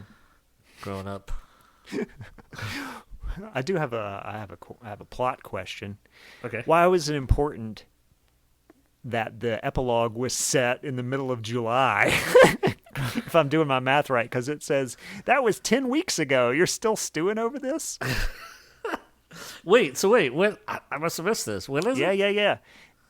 Linus.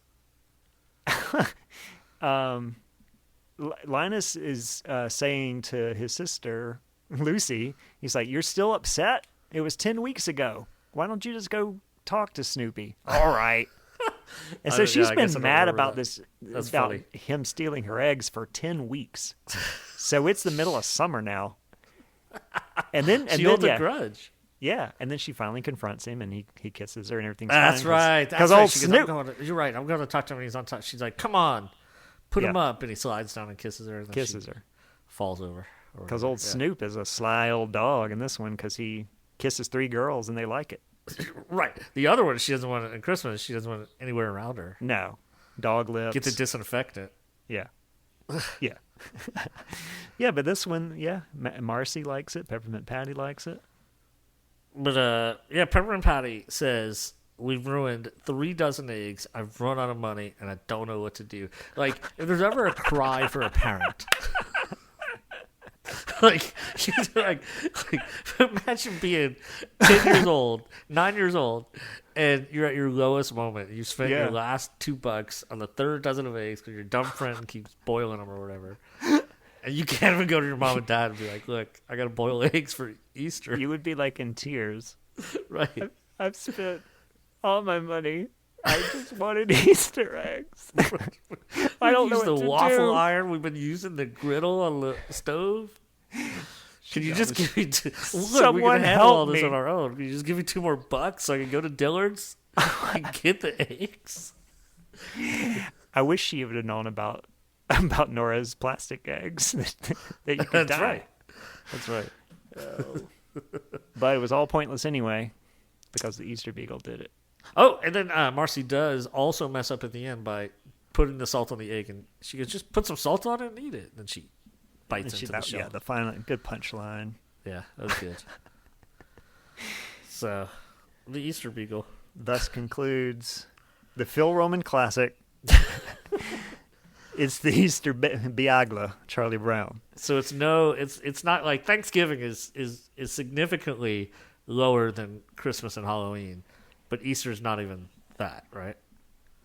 What do you mean, like on the rating scale? Yeah. I guess so. I might. I don't know if I like this or Thanksgiving better, to be honest. Really? We've probably watched Thanksgiving more, and so maybe we like it more for that reason, and we associate with Thanksgiving. I don't pull this out every year at Easter, though, and so. But I don't know. I like its trippiness. It's not quite as brown as the Thanksgiving one. Yeah, I tend to like. I would say like Christmas and Halloween for me are 10 out of 10. Yeah, and then me like too. Thanksgiving, I'd probably say like 7-ish, and this I'd probably say right around that or under it, whatever. Yeah, I'd give 7 or 8 for both of those. But yeah, 10 out of 10 for the other two. But I like this one. I like it. Its weirdness, its trippiness. We should point out Lori says, what did she say? Wait, there's a Peanuts Easter? Oh yeah, she didn't know. She didn't know there was a Peanuts Easter special. That's no, right. again, see, that would be like me finding Bad Boys from 2003. It's the same thing. Same thing. Yeah. There's no Will Smith or Martin Lawrence, but no. Phil And Roman. speaking of Arbor Day, if you buy the DVD for it, you'll also get it's Arbor Day Charlie Brown. Right. So yeah, so now that means if I didn't know it existed, it would be treasure, So Yeah. So Lori, you need to watch it. Forget everything watch you just it. heard us say. Drop Watch everything and go watch it. I think it's better to watch any of these things after you listen to our podcast. Yeah. Instead of before. Yeah. I do that. I do that sometimes. I'll listen to, if it's something that I'm worried about spoiling, I won't listen to the podcast. For example, I've been listening to a Christmas podcast called Tis the Podcast, and I'm pretty sure they did this, the Charlie Brown Easter, yesterday. So I didn't listen to it yet because I didn't want to shape my thoughts based on their jokes or thoughts. So I'll check those out tonight. This special, I think, worked perfectly for our podcast because it was Easter as well as being kind of a Christmas special. I'm telling you, and if you want that, then go to that what was it called, the first Easter Rabbit. Because I looked up the art director, I guess, on that movie because I said it looked like it was the night before Christmas. So the guy's name is Takashi Hisaka, I guess. Right. He has 3 credits as the art department. They are "'Twas the Night Before Christmas" in '74, the first Easter Rabbit in '76, and then The Hobbit from '77. I haven't seen it. I bet if you watch The Hobbit, there are people running around that look like the people. They look exactly like that. Yeah, I like that Hobbit, by the way. Do they look like the people? They do. Yeah, so there you go. Exactly like it with those the teeth and everything else. Yeah. Yeah, so that's his 3 credits as art director. He does have several credits as director. In fact, that like Hobbit is that Hobbit's probably more successful than the Peter Jackson version. Yeah, I mean, I've heard of it. Obviously, Yeah. people talk about it like it's legendary. But I've got the entire Lord of the Rings animated version because you get the Hobbit, and then you get the Ralph Bakshi Lord of the Rings, and then you get the other Rankin Bass thing called The Return of the King, and you're good to go. Oh, so wait, is the Hobbit Rankin Bass? Yeah. Oh, okay, that makes sense. Yeah. So they did the Hobbit and Return of the King, and then Ralph Bakshi did the Lord of the Rings, but it only went through the second book. And so you have to. So if you want the animated version, that's you bookend it with Rankin Bass and put Bakshi in the middle. Gotcha. Okay. Yeah. So Easter. What? Yeah. So what? So I wanted to ask. I wanted to compare Easter traditions because we don't have that many. Didn't have that many growing up, and don't have that many now. So no, we didn't either. So it was for me. Was the one day of the year we got together with my mom's my mom's mom, my grandma's like extended family. She had like 9 or 10 siblings, a big family. Yeah. Her parents came from Italy. So my great grandparents came from Italy, and so they had like 9 or 10 kids, and so all these aunts and uncles and cousins, right? And so it's just called City Park, is what it's called in New Orleans, and we'd get like a whole section with like a softball field and. Usually some people would be cooking out there. A lot of people would just bring Popeyes, honestly. Yeah. But some people would be cooking out there and some people would just bring Popeyes. And then we'd always have a big softball game, horseshoes, of course. And so I did love Easter for that. And eventually my uncle bought a nice piece of land out in Covington, Louisiana. And so on Easter we started going there to his house. He had a pool. And we'd still do all the softball and horseshoes and all just at his house. Okay. So Easter was a day when I could look forward to seeing. It was like a family reunion every year, basically. But as far as just like traditions, we didn't do a lot. It was just the Easter Bunny came, we had our baskets, and we get the Reese eggs and whatever the Easter Bunny brought us. Here's something my wife did when she was a kid, but I didn't do, but we do it now, which is hide the basket so that the kid has to find it on Easter morning. Gotcha, yeah. And I'd never heard of that, but that's something she would do. Well, it makes sense. Yeah. She's a weird Floridian, so. And I remember, so when I was 12, and imagine, how old's your daughter? 8. Okay, and so mine's 11. And of course my boys are older than this. But I remember when I was 12, my best friend, his grandma lived in Fort Walton Beach, okay? Yeah. And so my mom somehow let me go with my friend for Easter weekend to stay at his grandma's house at Fort Walton Beach. She would bring us to the beach every morning and just like drop us off. And we'd just hang out at the beach all day. 2 12-year-old kids just hanging out at the beach all day. She'd come pick us up. And she lived on her backyard, went down to the bay. If you've ever been to Fort Walton, there's the Gulf, there's also a bay kind of that separates the sort of island. And so she lived on the bay. And so like we could also just go right in her backyard, jump in the bay and kind of hang out in the bay as well. Just 2 12-year-olds just hanging out in Fort Walton, Florida. And I also remember because I grew up Catholic, New Orleans Catholic, like its own thing. And but his family was like Baptist, so we went to church with his grandma, and I remember just like it was the first time I'd been to like a different service. So we got like cups of grape juice, and it was totally different, than what I had experienced. I can't believe my mom let me go as a 12-year-old. I can't believe she let me celebrate a service that wasn't a Catholic. It wasn't service, Catholic, right? yeah. But I'll always remember that Easter weekend. I just like hung out in Fort Walton Beach. Was the grape juice communion, or was it just cups of grape juice? No, it was like communion. Yeah, like they passed out cups of grape juice, as opposed to actual wine. Like wine. Where we would go up and get wine, they passed like hors d'oeuvres. Like they brought it around on little serving trays. Yes, any communion. Yeah, because the communions that I was privy to as a kid also had grape juice. Okay. But would you go up in a line like we did as Catholics? I didn't. The church I grew up in didn't really. I think we did communion once for some reason. Gotcha. And so I've participated in probably like 2 communions in my life. So wait, why would they just do it once all of a sudden? This was the explanation. I'll tell you, and you'll, as a Catholic, you'll think this is hilarious. So like So, I grew up in a Protestant church. Yeah. Sort of a cult, basically, a non-denominational cult. And, we just never did communion. It just wasn't a thing, and there was never a reason given for why or why not. But then one day, the minister just said, like, I think we're gonna do communion in a couple of weeks. And they're like, how come? We've never done it before. Like, well, I mean, it is in the book. I mean, he does say, you should do this in remembrance of me. So I think we'll do it. And, and so we did it. I remember it happening once. That's crazy. And I was a regular. Like, people, again, like, lined up? Or? Oh, yeah, it was a line. Yeah. And it was one of those where it was like, no, don't do this if you don't. It was like, It wasn't like you have to do it. It was like, don't do this if you don't feel comfortable, or if you know, all that stuff, which is probably normal, I guess. I don't know. That's so funny. That's funny. And normal to me means Catholic, because that's it's well, because like so that's the the Catholic, church. You spend like the whole year as a second grader, preparing for this, and then you're like in the club after that, right? We're like, this is that what it is? It's like, hey, we're gonna do this. Mark it down, Sunday the 21st. We're doing it. I've been to all kinds of churches. Never been to a Catholic church service. And really? And that's not even for like a friend's like wedding or something. No, and I don't know how I managed my whole life. Like my best friend in elementary school was Catholic, and like I almost went to church with him several times. It was like, okay, I'm going to go to church with you this morning, and then like something would happen, and we wouldn't. I would get kind of excited about like, oh, I get to go to a Catholic service. They're different. But then you'd pee in the bed, and you have to go home. Then I'd pee in the bed, and like, no wine for this kid. See that monster in the closet. Come out of here. Catholic church or not. Getting out of here. That's Mom, right. come get me. Please get me. The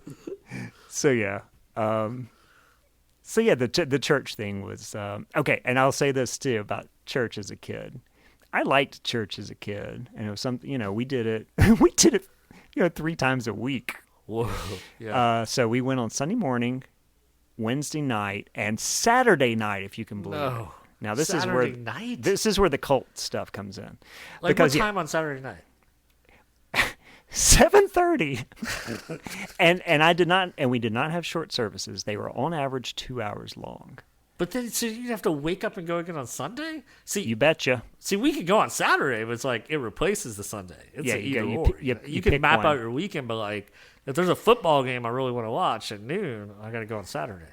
They really wanted the brain worm to crawl into to us, and so 3 times a week you had to get the pep talk, and so so that's how we did. But what I was going to say was I did like it. I enjoyed church, and I became a drummer there and everything else. Drums in church is the other weird thing, probably.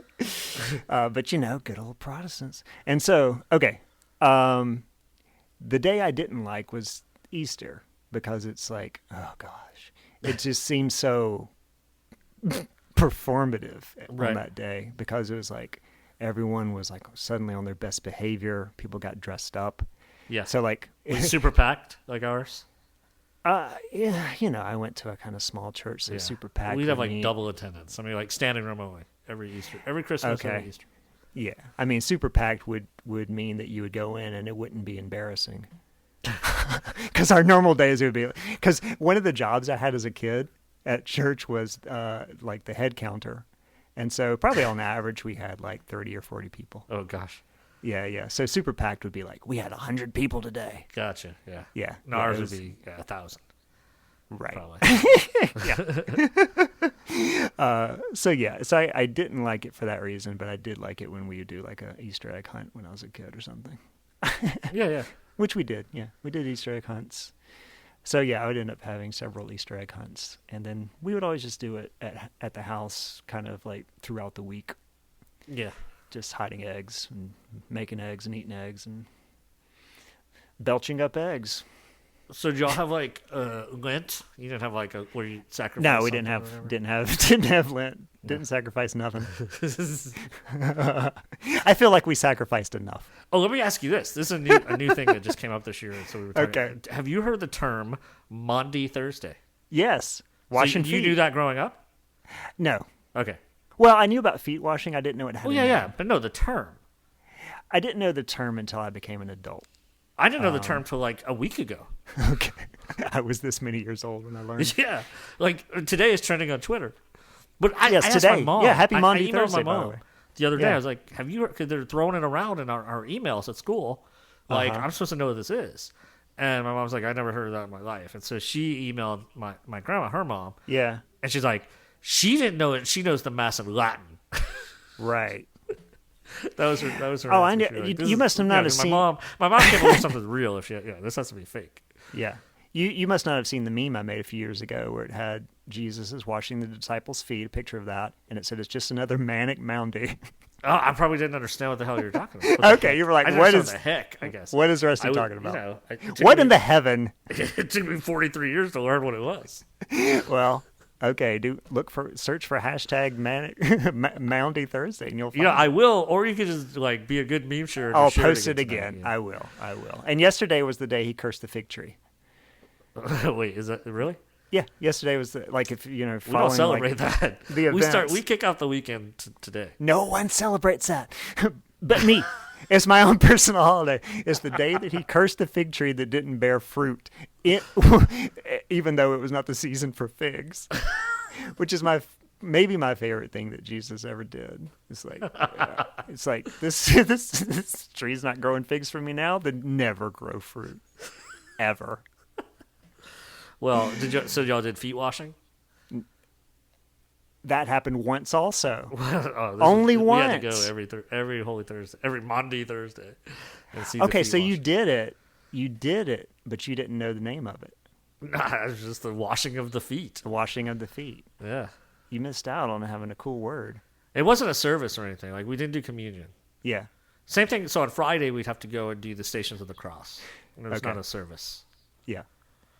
So you just had to stand there and watch them go through. It's like a good hour, though, to go through. It's like 15 stations. Yeah.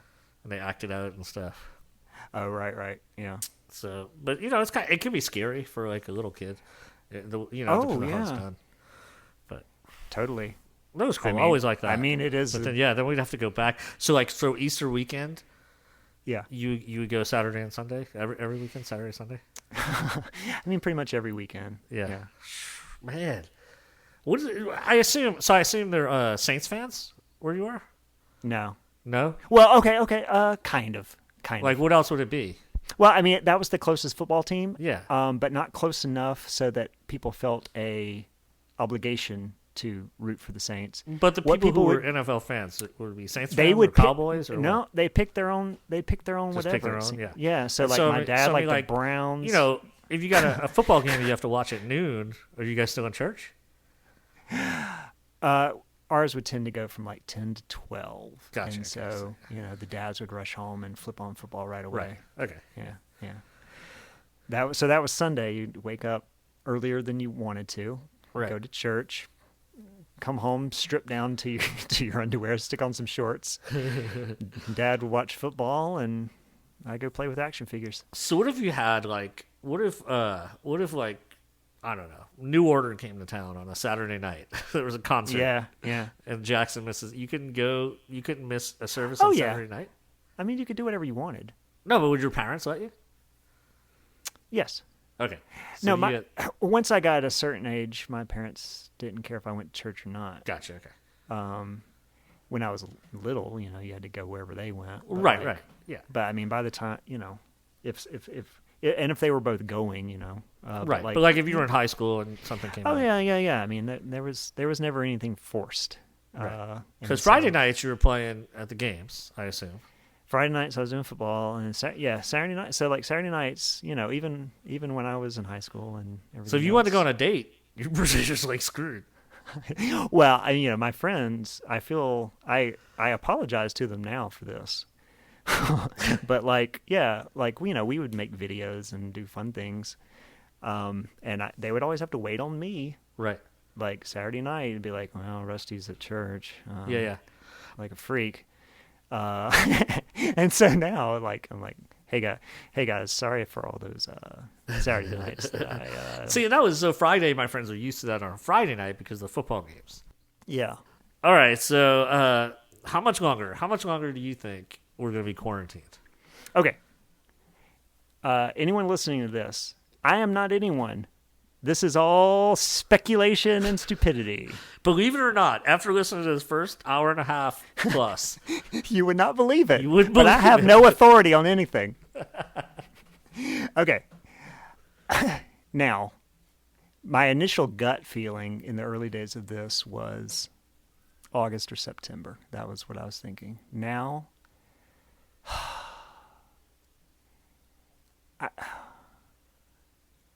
maybe September or October. Like, you think we're going to be in our houses till then?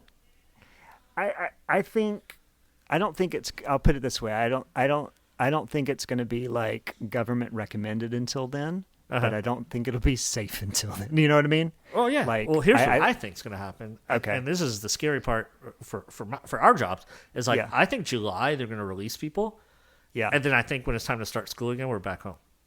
Back again. And I can do it right now because I have my kids who knew my system, and it's just like if I was absent and I would leave these assignments for a sub or and so we can check in on Zoom on Zoomer, and and so it's like I know these kids. I've had some of them for 2 years now, and this was really easy for us. The kids were fine, and I'm fine for the most part.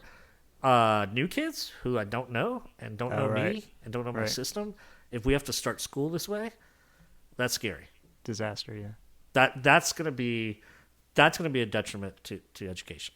Like I don't feel like my kids are suffering right now.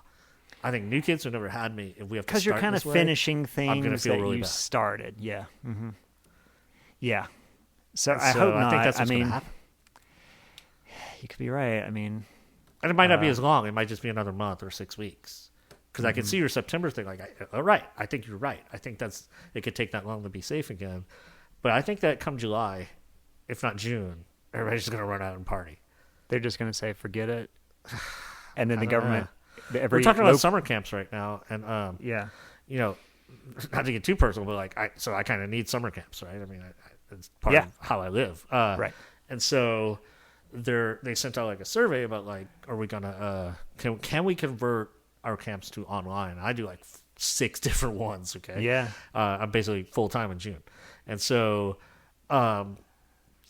I could convert like 3 of the 6, and for the other 3, I pitched like new online ideas just in case, So, and then I don't know how it's going to go. Like, part of me is like, man, this is going to stink. They're doing school online. No one's going to do this.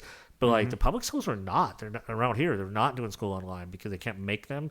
And so, like my wife was saying, I think the parents are going to sign them up just to have something to do. Yeah. We had a lot of parents just like the first week or two from public school kids who we accepted for next year who were saying, hey, can we start the summer reading? Right? We want our kids to do something. Yeah, and something. like this week we just announced we canceled summer reading. Okay. So like we don't Yeah. even have that to give them. So there could be, if we announce, say in 4 weeks we're moving all our camps online, it could be that we have this huge surge of signups, Okay. So I don't know. I don't know what's going to happen in June. But don't I think either. by July people are going to be out. Well, I hear the heat kills it. right. The hot months are coming. Just it gets a little hotter, and it gets hot equally everywhere in the world. By the way, so I try not to watch this stuff, okay? But the one I saw on, I think it was on Fallon or good Seth for you. Meyers. Yeah. Where he was talking about trying the drug. And he said, That is what do they have to lose? chilling. I say, try it. That It was like out pure of pressure. It was like a bad 80s a like drug dealer. commercial. It was like, I say, try it. It was What do you have to lose? yeah. It made my blood run cold, and it doesn't constantly can shock. But yeah, the way he said it with that whispery voice, like try it, take. What He else? even said, I think at What one do time, you he have said, to lose? take it, take it. Oh my gosh, he comes straight from the '80s. I mean, I always think of him as the '80s guy. Yeah. He's an '80s drug dealer, con man, don't All get right, me so, started. we gotta wrap this up. What do you miss? What do you miss the most? Well, I'm a guy who likes to stay at home anyway, so right, me too. I'm the it's king not of hurt me social so much.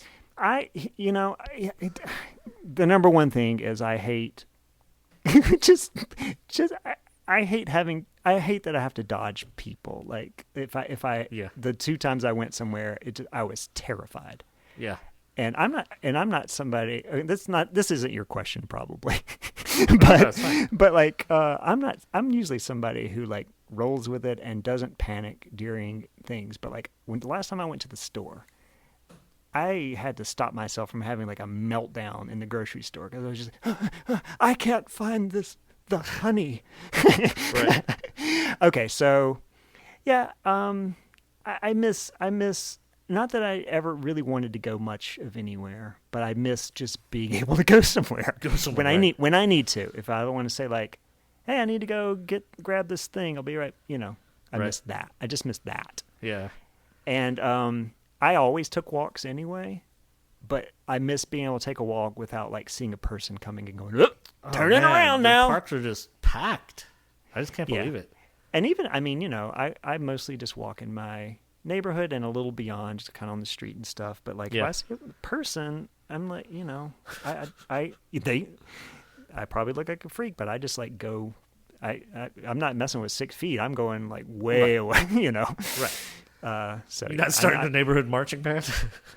Right. I'm not gonna get my spit phone out. And that lady with the little like flute looking thing is just like, what the heck are we playing? I got this. I didn't practice this one. What's that guy doing with that horn? Oh my Lord! Just spitting his corona germs everywhere. That's what we were just playing.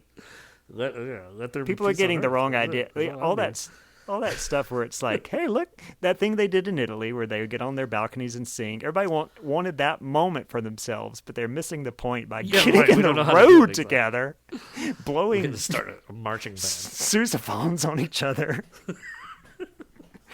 That's not wise. 6 feet, guys. 6 feet. 6 feet, and that and grant another few feet for your spittle. You can't get it from spit. Come on. Oh yeah, whoever said that? Get within 6 feet of somebody. Look, Mike, go out in the road. Bring your horn. Try it. Try it. What have you got to lose? Just try it. Try it. I say, try it. If there's anything I would ever like to say about spitting on people during a pandemic or taking an untested drug, it is try it. Try it. What do you got to lose? What do you have to lose? I think that should be the motto of our show, actually. Try it. Snow in Southtown. Try it. Try it. What have you got to lose? Keep the eggs rolling, man. Yeah, I don't know. Because I would say going out to shows, but I wasn't doing a ton of that anyway. In fact, I was talking to a guy, Jonathan. We just did our record release show the last weekend before everything shut down. Mm-hmm. And I was like, Jonathan, isn't it cool that we actually did that? It was a packed room and friends came out and stuff. And he's like, yeah, it's like a great memory to have. So we're like, all right, we're gonna do it again as soon as it's all over. We're gonna play a show together again. That's really I saw Not a Surf for the first time a few weeks ago or a few weeks before. Yeah. So I don't have any regrets. I don't feel like I missed out on anything. I'm good for a few months, so I'm fine. Yeah. It's like people freaking out like they don't have internet or Netflix or anything. Yeah. So, I did say I wasn't going to do any podcasting. I said I was not going to do a music live stream, and I wasn't going to do any podcasting, but here we are. Yeah, here I am. So, anything else? That was it. This is fun. I hope everybody enjoyed the extra length because we're trying to give you something to do, man. So if you're bored, come to us. Try it. What do you got to lose? Try it. Take I don't know. We're planning to be back for the Leon Day, but if we're still here in May, maybe we'll come back in May and do something. May Day. We'll have to look up Arbor Day.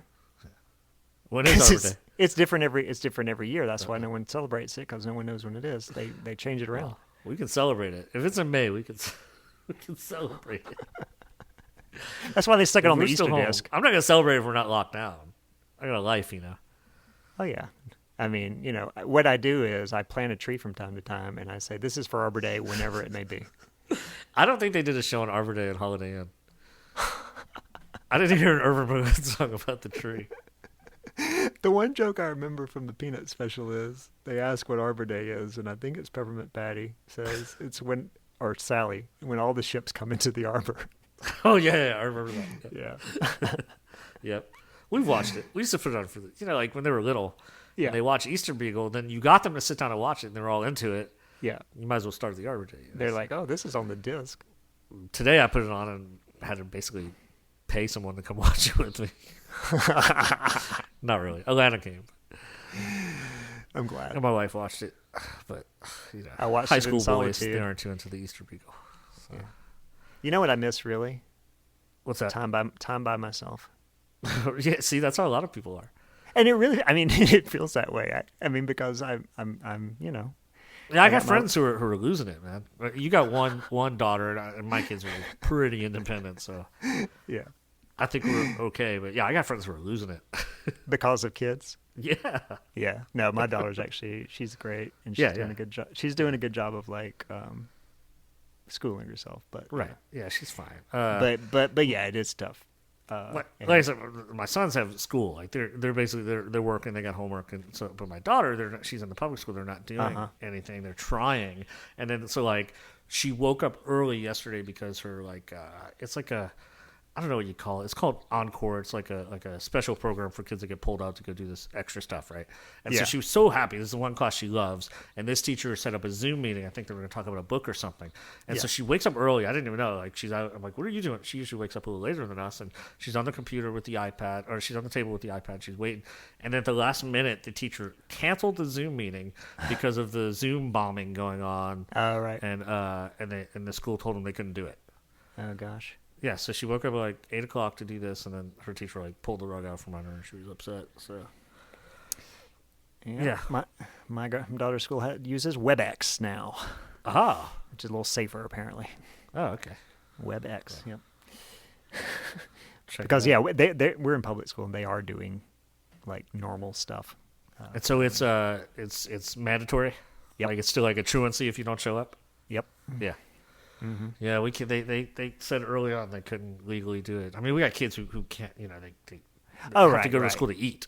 I mean, I think their internet would be like they can't. Some of them don't have internet and stuff. So. Yeah, I mean they're making obviously exceptions and all that. But I mean, the Metro Nashville system's just a mess. But so, all right. We hope you guys have fun. That's how we're going to wrap this up. The Easter Beagle song. Is that the Easter Beagle song? Oh, yeah.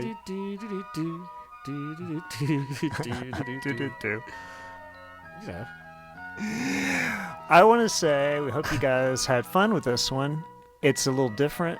We maybe talked about some things that we normally don't talk about, but I hope that's all right. Yeah.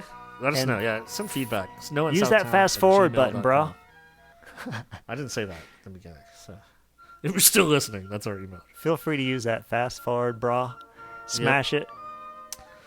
Hit the 1.5 speed or the 2 speed till you get to something you like. Right. If you can find something you like.